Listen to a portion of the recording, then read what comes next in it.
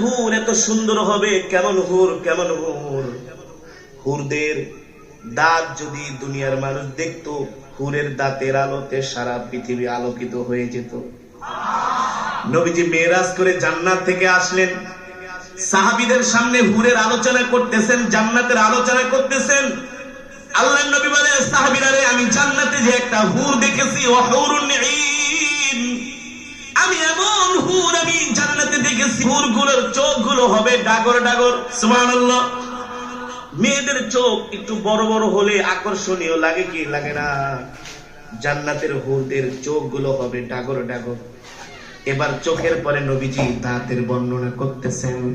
এই জান্নাতীরা, আমি জান্নাতের মধ্যে জান্নাতের হুরদের দাঁত দেখেছি। সাহাবায়ে কেরাম বলেন, ওগো আল্লাহর নবী, কেমন জান্নাতের হুররা দেখতে?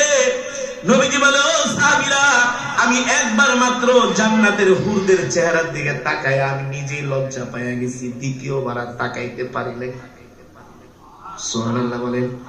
কারণ নবী তো ছিলেন অনেক লজ্জাশীল, নবীজির অনেক লজ্জা বলে একবারের বেশি তাকাইতে পারি নাই। সাহাবায়ে কেরাম দর্শে নবীজি একটু হুরদের বর্ণনা দেন। আল্লাহর নবী বলে, এতটুকুন বর্ণনা আমি তোমাদেরকে দিতেছি, জান্নাতের কোন হুর যদি দুনিয়ায় তাকায়া হাসি দিত, তাহলে জান্নাতি হুরদের দাঁতের আলোতে সারা পৃথিবী আলোকিত হয়ে যেত। আমরা যেদিন তাফসীরে জালালাইনের মধ্যে আমাদের উস্তাদ আমাদেরকে যেদিন এই তাফসীর সূরা নাবার তাফসীর পড়াইতেছেন, ইন্নালিল মুত্তাকিনা মাফাজান হাদাইকা ওয়া আ'নাবা ওয়া কাওয়াইবা আতরাবা, হুজুর বলতেছেন জান্নাতে স্পিড বক্ষ বিশিষ্ট তরুণী দেয়া হবে, একটা দুইটা না, একজনকে 70টা কইরা। কয়টা? এই যুবক শুধু শুধু জরিনা সকিনার পিছনে ঘুরে ঘুরে কেন শুধু গালি খাও? কথা কেন? রাইতের বেলা মিস কল মারো, তোমার ফোন কাইটা দেয়। কথা কেন? যুবকরা কথা বলছে, মেসেজ দাও, কোনো রিপ্লাইও দেয় না, খালি খালি কলেজের পিছনে যায় ঘোরো, তোমার অপমান করে, ঠিক না? ওই সকিনা জরিনা 2 দিন দাঁত না মাজলে তার কাছেও যাওয়া যায় না। কিন্তু জান্নাতের হুরদের মুখে কোনো গন্ধ হবে না, শুধু ঘ্রাণ আর ঘ্রাণ। এ যুবক বয়স 30-25 বছর হয়েছে, আর 30টা বছর দাঁতে কামড় দিয়া শুধু আমল করে যদি মরতে পারো, একটা না, দুইটা না, তিনটা না, চারটা না, 70টা করে হুর দেওয়া হবে।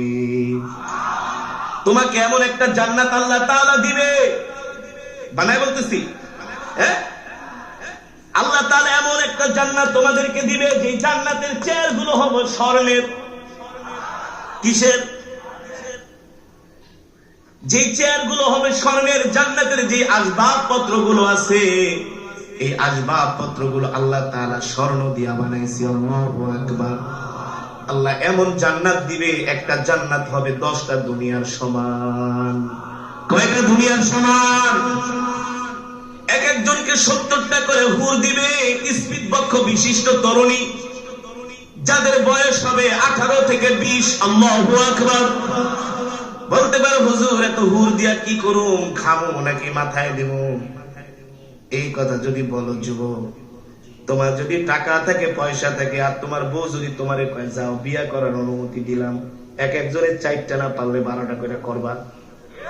খালি বউয়ের ডরে বিয়া করে না। কথা বলেন। আরে আমরা সারা বাংলাদেশে ঘুরি, অনেক মুসলিম আমাদের আছে, টাকা পয়সার অভাব নেই, হুজুর বিয়া কিন্তু আর একটা করতে মন চায়। আমরা বলি করলে করেন, মাসনা ওয়া সুলাসা। যদি আপনার সামর্থ্য থাকে, টাকা পয়সা থাকে, অ্যাবিলিটি থাকে, আপনি যদি ইনসাফ করতে পারেন, আল্লাহ তো 4টা পর্যন্ত অনুমতি দিছে। বলে হুজুর করতে তো মন চায়, কিন্তু বাড়িয়ালির মায়ের একটাও তো মাটিতে পড়বো না। যদি বিয়াটা করি তাহলে ইউক্রেন রাশিয়ার যুদ্ধ আমার ঘরের মধ্যে শুরু হয়ে যাইব, ঠিক কিনা বলে? এই কারণে করি না। কিন্তু জান্নাতের মধ্যে কারো মনে কোনো হিংসা অহংকার থাকবে না, ঠিক কিনা বলেন? 10 দুনিয়ার সমান আল্লাহ তাআলা জান্নাত দিবে। আল্লাহু আকবার। হুররা এত সুন্দর হবে, এত সুন্দর হবে, হুরদের শরীর এত নরম হবে। নরম কেমন নরম?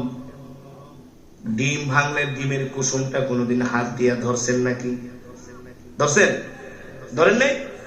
আরে মাঝে মাঝে একটু রান্না করে খায়েন মিয়া, খালি বাড়ি আলিদা কাম করেন না।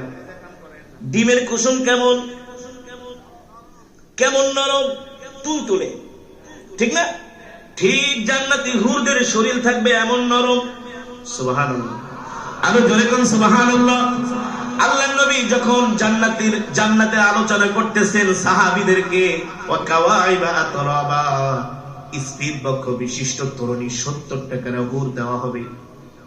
একজন বৃদ্ধ সাহাবীর দিকে নবীজি তাকায় মজা করে বলতেছেন, বৃদ্ধরা কোনোদিন জান্নাতে যাবে না। এই কথা শুনে বৃদ্ধ সাহাবী কান্না করতেছে, গো নবীজি জান্নাতে না গেলে আপনাদের দেখবো কোত্থেকে, আপনাকে পাবো কোথায়, আপনি তো জান্নাতে থাকবেন। না না না, আল্লাহ নবী বলে কোন বৃদ্ধরা জান্নাতে যাবে না। ওই সাহাবী কান্না করতেছেন, আল্লাহ নবী বলে বৃদ্ধ কান্না করবেন না, বৃদ্ধরা জান্নাতে যাবে না এ কথা সত্য, কিন্তু আল্লাহ যাদেরকে জান্নাতে, যত বৃদ্ধদেরকে জান্নাতে প্রবেশ করাবেন, আল্লাহ তাআলা এমন একটা নহর আছে, জান্নাতের নহর, ওই নহরের মধ্যে গোসল করলে সাথে সাথে 25 বছরের যুবক হয়ে যাবে। আরে বৃদ্ধরা জান্নাতে যে 70টা হুর দিয়ে কি করব? দাঁত নাই, সব পড়ে গেছে গা, হাঁটতে পারে না, কোমরে ব্যথা, মাজা ব্যথা, ঠিক কিনা বলেন? সেখানে লাগবে ইয়াং ম্যান। আরে আল্লাহর কোরআনের কথা, আমার বানানো কথা, জনগণ বানানো কথা না। আল্লাহ রাসূল বলতেছেন সব বৃদ্ধদেরকে, সব বয়স্কদেরকে ওই নহরের মধ্যে চুপ দেওয়া হবে, গোসল করানো হবে, সাথে সাথে 25 বছরের তাগড়া যুবক হয়ে যাবে। আল্লাহু আকবার। মুসলমান, যেটা বলতেছিলাম, আল্লাহ তাআলার নিয়ামত জান্নাতের মধ্যে একটা হবে হুর, আরেকটা হবে জান্নাতের আসবাবপত্র, সব হবে স্বর্ণের। ওয়ালাকুম ফিহা মা তাশতাহি আনফুসুকুম ওয়ালাকুম ফিহা মা তাদউন। জান্নাতের মধ্যে মানুষ যেটা কল্পনা করবে, সাথে সাথে আল্লাহ তার সামনে সেটা হাজির করে দিবে। একেই তো বলে জান্নাত। মুসলমান, আল্লাহ তাআলা জান্নাতীদেরকে জান্নাতে প্রবেশ করাবেন। জান্নাতের মধ্যে জান্নাতীদের জন্য সবচেয়ে বড় আকর্ষণ হলো, সবচেয়ে বড় নিয়ামত হলো দিদারে মাওলা। বান্দার সাথে আল্লাহর সাথে সরাসরি সাক্ষাৎ হবে, সরাসরি সাক্ষাৎ। সুবহানাল্লাহ বলেন। যখন জান্নাতীদেরকে জান্নাতে ঢোকানো হবে,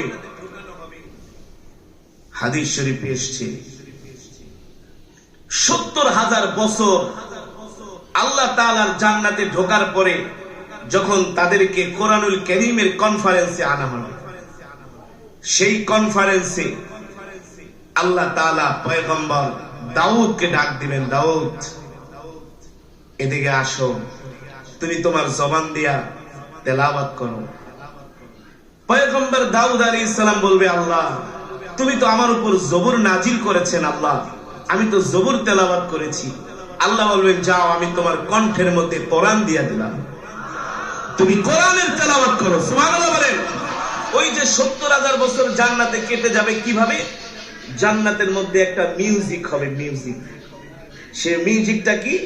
জান্নাতের যে গাছগুলো থাকবে, ওই গাছের পাতার সাথে একটা পাতা আর একটা পাতায় বাড়ি খাবে, ওই বাড়ির আওয়াজে একটা মিউজিক হবে।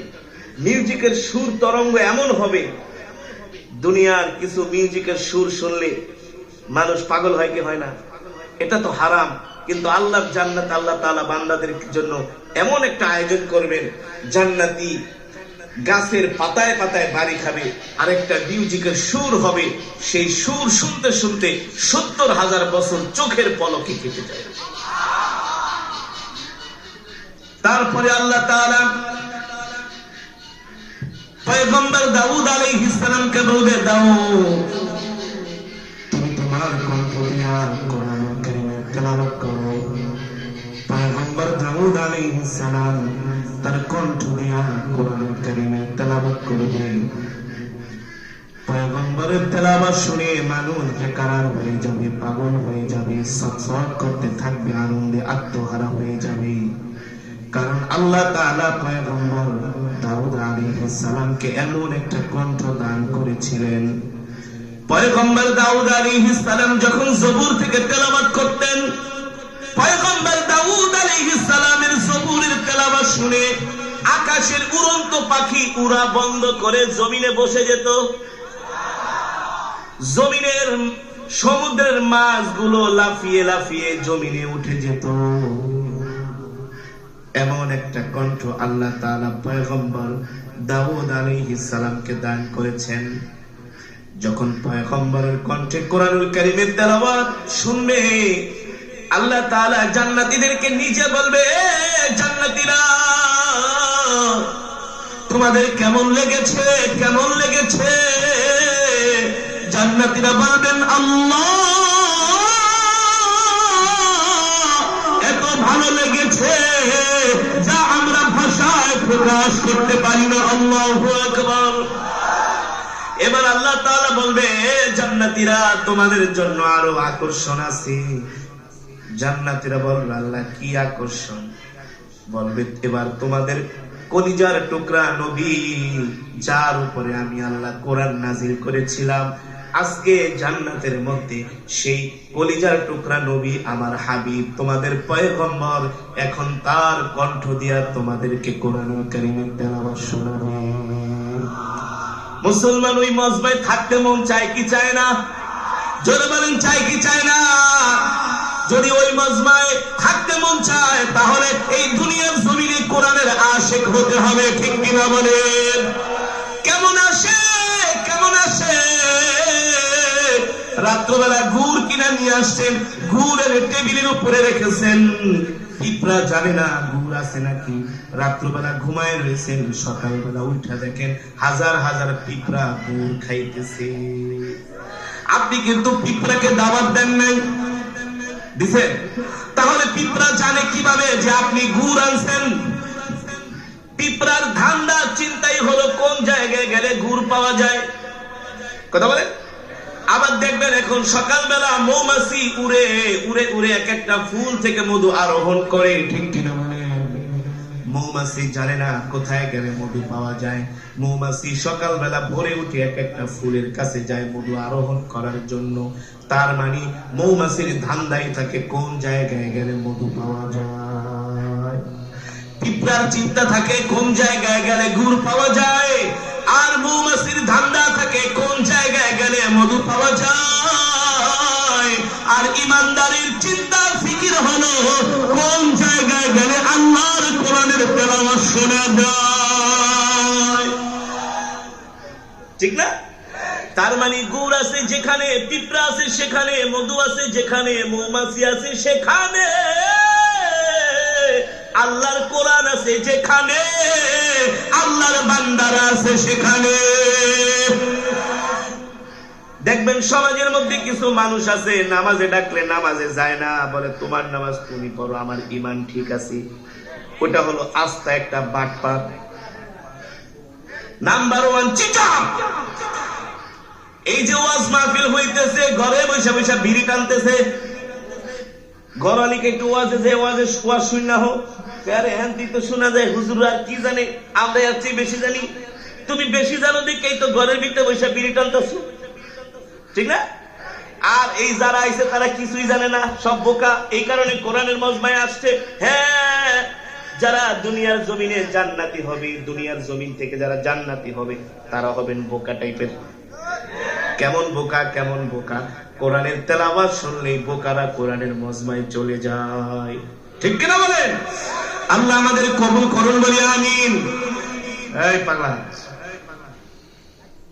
হ্যাঁ থাক, যা তুই যা, জমে জমে বসেন, কোনো উঠাউঠি করা যাবে না ইনশাআল্লাহ।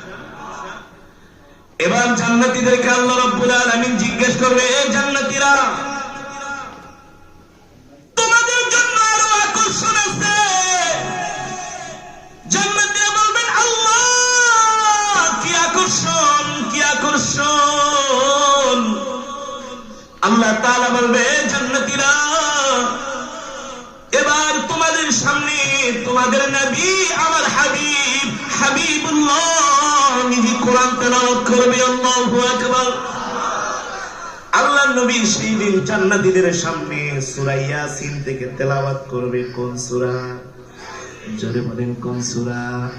সূরা ইয়াসিনকে বলা হয় কোরআনের রূহ। কোরআনের মানুষ যেমন আত্মা ছাড়া বাঁচে না, কোরআনের রূহ হলো সূরা ইয়াসিন। আল্লাহু আকবার। যেই ব্যক্তি প্রতিদিন ফজরের নামাজের পরে সূরা ইয়াসিনের আমল করে, সারা দিনের সমস্ত জিম্মাদারি আল্লাহ তার নিজ হাতে গ্রহণ করে। যেই ব্যক্তি প্রতিদিন ফজরের পরে সূরা ইয়াসিনের আমল করে, আল্লাহর নবী বলেন আমার এই উম্মত ইন্তেকালের সাথে সাথে আল্লাহ তাআলা তাকে জান্নাতে প্রবেশ করাবে। সূরা ইয়াসিনের আমল করবেন তো ইনশাআল্লাহ? প্রতিদিন ফজরের নামাজ পড়ে সূরা ইয়াসিনের আমল করবেন। ও মুসলমান, কোরআনুল কারীমের মধ্যে এমন একটা সূরা আছে যে সূরা বলতেছে নিজে যে তোমরা যদি আমাকে আমল করো, আমি তোমাদেরকে জান্নাতের গ্যারান্টি দিয়ে